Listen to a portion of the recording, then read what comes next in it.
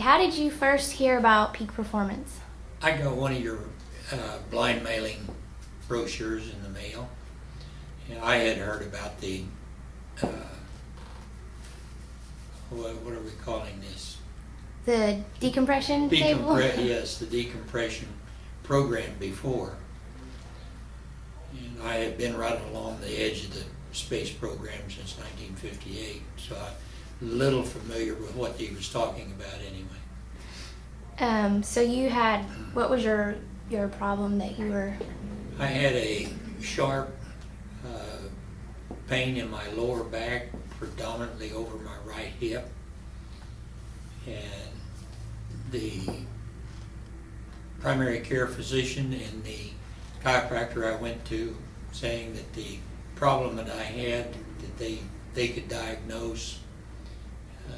All my pain should have been on the left side. I told them that was fine, but that wasn't where it was. So how long had you had that problem?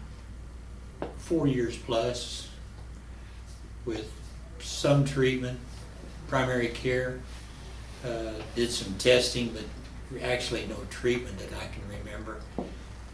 Chiropractor worked fine, but it didn't last over 48 hours, 72 hours, with the adjustments and exercises. So was that the only place that you sought treatment? Was your primary doctor and another chiropractor? Yeah, the primary care doctor did send me to a physical therapy sessions, but those are strictly exercises and no adjustments at all. How had the pain affected your quality of life? Other than a constant pain in my lower back, it really didn't stop everything because of what I'm retired. Plus, I run my own business, but my business doesn't require me to do a whole lot.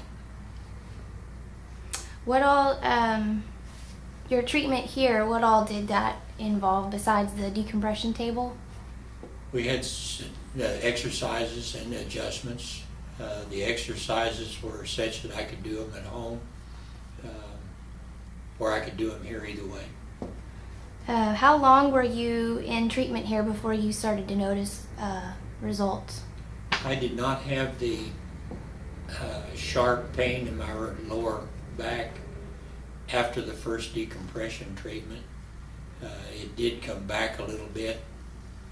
By the third or fourth treatment, I don't think I've had that sharp pain since. How do you remember about how long you were in the program for? I actually started treatment in September, and this is now January. So you're pretty much done? For all practical purposes now, except for follow-up adjustments. Mm-hmm. So you've been good ever since you finished, though? Yes, I had not had the lower back, sharp but lower back pain. With exercises, I have had some sore muscles, but that's kind of be expected. So how would you rate your overall experience here? Excellent. Would you recommend other people? I would and do, or already have.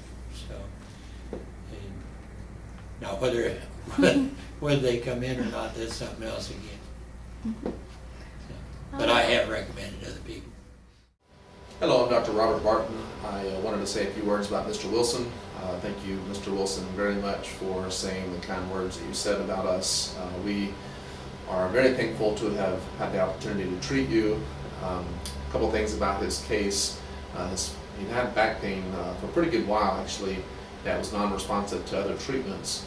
And it was worse when he would sit. He does a lot of driving, he does a lot of volunteer work, and that type of thing. So in his driving, he would have increasing pain on the right side of his back. Upon looking at his MRI and the fact that he had failed multiple other types of conservative treatment, I thought that spinal decompression would be the most appropriate treatment. And he agreed, and we started the process, obviously. What we ended up figuring out in this case was that his SI joint, or basically what we call the sacroiliac joint, which is where the sacrum and the ilium connect. That has some tie-in to the L5-S1 segment in the back as well. There's some ligaments in there, one called the iliolumbar ligament, and that ligament gets very tight, or it can get very tight, which causes dysfunction within the SI joint as well as the L5-S1 segment.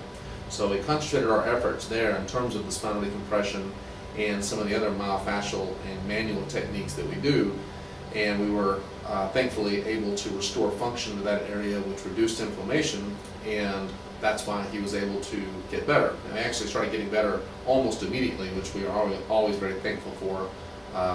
And we completed the process, and he is now pretty much pain-free. He said that he has some soreness from time to time, but nothing that he had before.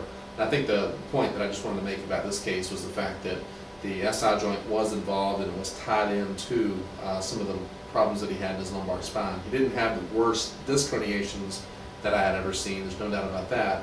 However, the SI joint dysfunction was tying into his problem, which we commonly see. I just wanted to make that comment about Mr. Wilson. And thank you very much, Mr. Wilson, for the people that you've sent in to us, and you've been a pleasure to work with and a lot of fun, so we really appreciate that.